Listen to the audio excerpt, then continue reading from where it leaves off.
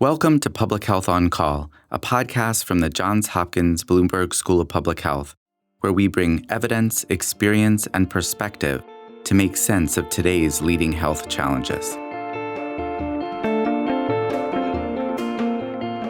If you have questions or ideas for us, please send an email to publichealthquestion@jhu.edu. That's publichealthquestion@jhu.edu for future podcast episodes. This is Lindsay Smith Rogers. Today, Jennifer Cates, the Senior Vice President and Director of Global Health and HIV Policy at the Kaiser Family Foundation, returns to the podcast to talk about the expiration of the COVID-19 public health emergency on May 11th, and what that means for some critical flexibilities around access to tests, treatment, and eligibility for Medicaid.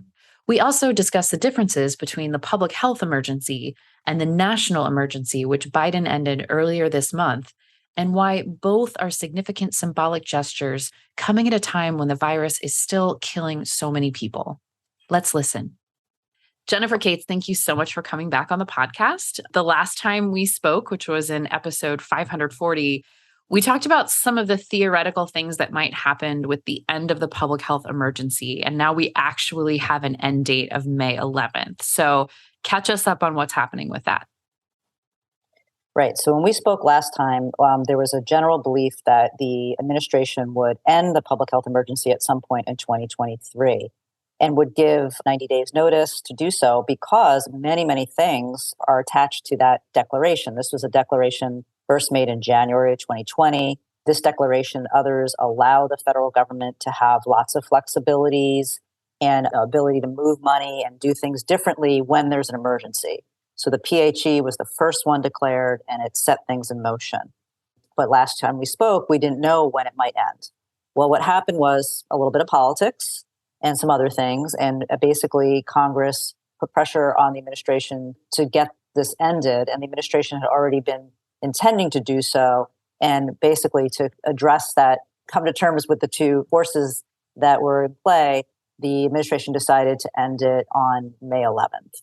And that was going to happen anyway because Congress was going to push in that direction. So basically, an announcement was made on May 11th, 2023, the PHE is going to end. However, between the time that you and I spoke and that occurring, something else important happened. The Congress, as you might remember last year, there was a lot of budget battles. There still will be budget battles.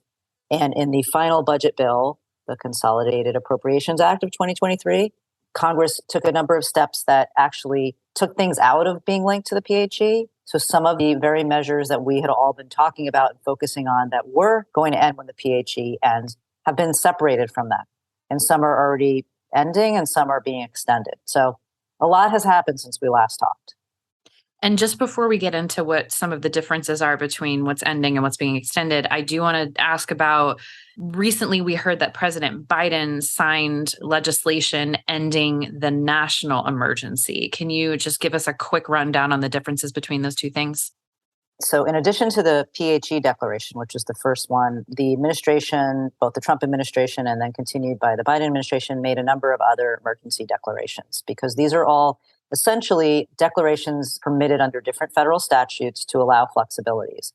There's one called the National Emergencies Act, and that was another declaration made, the National Emergency Declaration, that also allowed the government to do certain things. I would say the things that were invoked under that were less known and not as probably expansive as the PHE. However, Congress did push to end that early. The administration had said they were going to end it on May 11th as well. And Congress pushed to end it basically by April 11th, and that's what happened. So a month before the administration was intending to end that particular emergency, it has already ended. So we can talk about it. I'd say the implications are not significant for the average person. So now that we have differentiated between these two things that we're seeing in the headlines, let's talk specifically about what are significant changes for people and what we might see when we wake up in the morning on May 12th, what is going to look different and what will remain relatively the same. I'll start with what will look different. One thing that will look different to the average person is the ability to get free COVID tests. So I think a lot of people have become very accustomed to picking up at-home COVID tests, maybe at a site that your city operates or other places, but also something that came into effect last year was these 8 free tests per month. People with insurance have been able to purchase 8 free COVID tests every month and either get them free at the point of purchase or often get reimbursed by their insurer. But that was a policy that was put in place by the administration, and it's linked to the PHE. If you're somebody who actually does take advantage of that, once May 12th comes, you can no longer take advantage of that. And in some cases, because of just the way that some federal programs work, like the Medicare program actually won't be able to even cover home tests, even if it wanted to. It could through Medicare Advantage, which is sort of like the HMO version of Medicare. But for traditional Medicare, for anyone who's relying on that, there's actually not a mechanism to cover it. So that's going to be one obvious change. For other tests, the laboratory-based tests or tests that are ordered by your doctor, typically the PCR test, you might face cost sharing where you didn't have costs before. So those are going to be 2 changes. For treatments, there could be some cases where a consumer might face some out-of-pocket costs. Frankly, many people have and for treatments already. However, if your treatment is one that's purchased by the federal government, like Paxlovid is, you can't be charged for that. So as long as those federal supplies last, you can't be charged. On vaccines, really nothing's going to change because 2 reasons. We still have a federal supply of vaccines. The federal government bought these already. And because of existing laws and protections and new ones, almost anybody with insurance cannot be charged for a recommended vaccine, any kind of vaccine. So the main thing that's going to change is the testing piece. And there's also going to be some changes to telehealth that will come into play. There's a lot that won't change on May 12th. And what won't change is one day on May 11th, there might be a certain level of COVID in your community. It's not like on May 12th, once the PHE is lifted, that's going to change. If there's a new variant, it's not dependent on whether there's a PHE declaration. But some of the other big provisions that had been linked to the PHE are no longer. So one is, until Congress acted at the end of last year, one provision that was put in place during the pandemic was to allow people on Medicaid to have continuous enrollment in that program. And that was to ensure that people had coverage. And that's low-income people who, as everybody was struggling during the pandemic, ensuring that Medicaid programs were able to keep people covered, keep them insured, keep them able to have access to what they needed. And by having continuous enrollment, you avoided the churn that happens when people fall off, that maybe their income goes up a little bit too much and they aren't eligible for a month, or maybe they just don't have their documentation handy. But people often get put off and on of Medicaid, and that disrupts care. That provision was due to end when the PHE ended. Congress basically said, nope, we're going to end it early, and they already ended it. And what that means is states have started the process of stopping continuous enrollment. With protections, doing it, it's not abrupt, but it certainly could have some pretty far-reaching implications for people who rely on Medicaid. We've estimated that millions of people could lose coverage, including people who are eligible. So that's one that won't change on May 12th, but it's already in motion. On the more positive side, because of some of the popularity of things like telehealth, Congress has extended many of the popular Medicare telehealth provisions through the end of 2024. So that's not going away. So things like that. It's a bit of a mix of things that will change and things that won't change. You mentioned the fact that none of this has anything to do with the actual physical presence of the virus. What might it look like to transition from where we've been the last 3 years with some of these flexibilities and protections in place into this sort of murky period where we're still seeing significant burdens of disease? I don't think anybody is particularly pleased with the level of death and hospitalizations that are continuing to occur, even if community transmission is much lower. But it's business as usual, and there's not that dedicated support. What do you think we might see in the next 6 months, 12 months in your crystal ball? Yeah, I think one of the biggest implications of ending this PHE is symbolic. I think anyone who's living in the US or around the world has known that things have changed. We're not where we were 3 years ago. We're not where we were 2 years ago. We're in a much better place. That is a given. Yes, are still people who are suffering from long COVID. There's a high number of deaths per day, even in the US, relative to what we had experienced before COVID. And this new business as usual is a different new normal. But I think everyone expected this day would come and these flexibilities would have to go away. What does that mean? It means that if we are faced with a situation in 6 months or a year where things get dramatically worse, which no one knows. Hopefully that won't happen. We have a lot of vaccine immunity and immunity from a lot of people having COVID. So that's very, very protective. But if there were to be a new variant or some other development that even that vaccine immunity is too fragile and wreaked havoc again, it would mean we wouldn't have those flexibilities present. And the government would have to make a decision at that point, are things so grave that we need some of those flexibilities back? And that may be hard sell to do because a lot of lawmakers wanted to move on from those. So they're tools in a toolkit during an emergency, and they could be invoked again if needed, but we won't have them in place. And I think on a positive note, to some extent, the things that they allowed the government to do, some of those have been made permanent, and some things that everyone kind of realized were better for people. So that's good, but it will be less tools in the toolkit if we face some difficulty in 6 months or a year or whenever.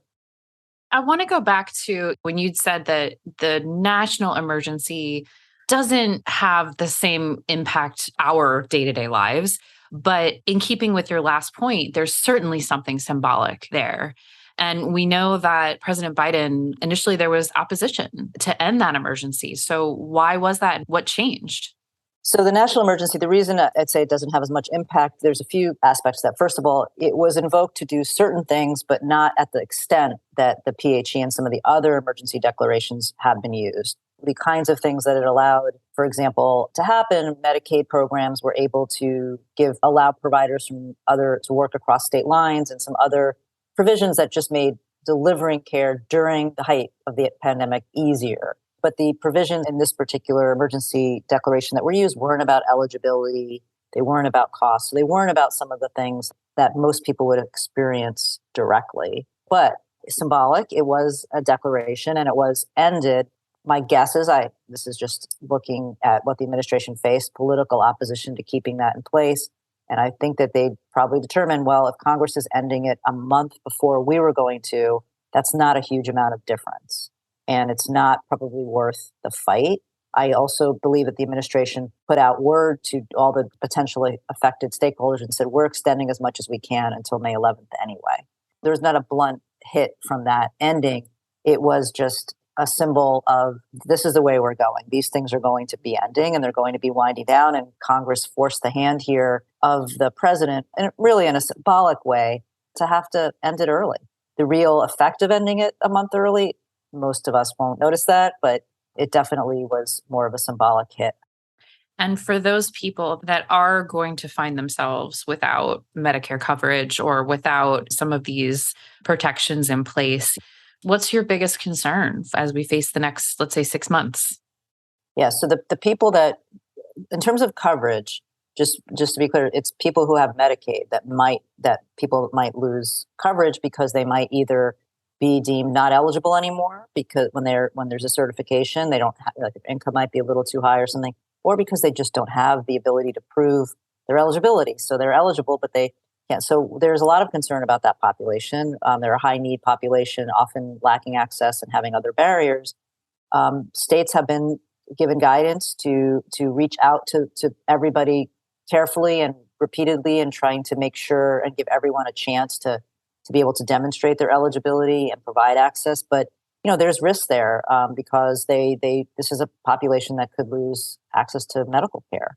The other thing I didn't mention, one thing that does end with the PHE, during the PHE period, state Medicaid programs had the option to provide coverage to the uninsured in their state for COVID vaccines, treatments, and tests. That ends on May 11th. 15 states have been doing that, and that ends. What does that mean for people who are uninsured? It means that they could still get those things free if they're federally purchased.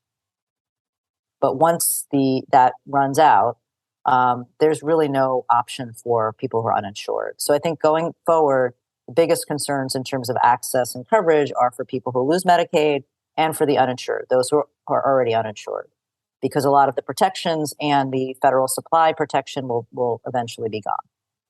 Is it an overgeneralization to say that it feels like we're going to be worse off somehow? Like, we came into this pandemic with some pretty severe disparities. We had these emergencies in place that certainly didn't level the playing field, but perhaps offered some support to people that traditionally have not been able to have it. And now that's ending. Are we in a better place for some of these things? I know telehealth is certainly something that has been extended. What's your overall take on this? During the pandemic, I feel like we had as close to universal access, universal coverage that we've ever had in the United States, at least for COVID measures, but for other things too. And that's going away. We're going back to more of the regular way healthcare is provided and funded and covered in this country, which means some people will be left out. So yes, there have been some gains and some changes, but once we revert back to the way things usually are, there's going to be people who will lose out. I think the other big question to think about is the country more or less prepared for the next pandemic? That's also something to consider, and I think the jury is out on that. Is there anything else that we should know about? One other thing that everyone should know is that the federal supply of vaccines is still there. The federal supply of Paxlovid is still there. And there are some tests still that were purchased. Those are going to be around for a little bit, but I think in 2023, we all expect that those supplies will be depleted. And that's when consumers will need to understand, based on their insurance coverage, what they might face. So that's a whole other potential podcast on what those things mean. But that's just something to be aware of in the near to medium horizon. Great. Well, we really appreciate your expertise and your take on this whole situation, and we'll certainly keep checking back in with you. So thank you so much for your time. Sure, anytime. Thank you. Public Health on Call is a podcast from the Johns Hopkins Bloomberg School of Public Health, produced by Joshua Sharfstein, Lindsay Smith-Rogers, and Stephanie Desmond. Audio production by J.B. Arbogast, Holly Cardinale, Philip Porter, Spencer Greer, and Matthew Martin, with support from Chip Hickey. Distribution by Nick Moran. Production support from Catherine Ricardo. Social media run by Grace Fernandez and Shian Briscoe. If you have questions or ideas for us, please send an email to publichealthquestion@jhu.edu. That's publichealthquestion@jhu.edu for future podcast episodes. Thank you for listening.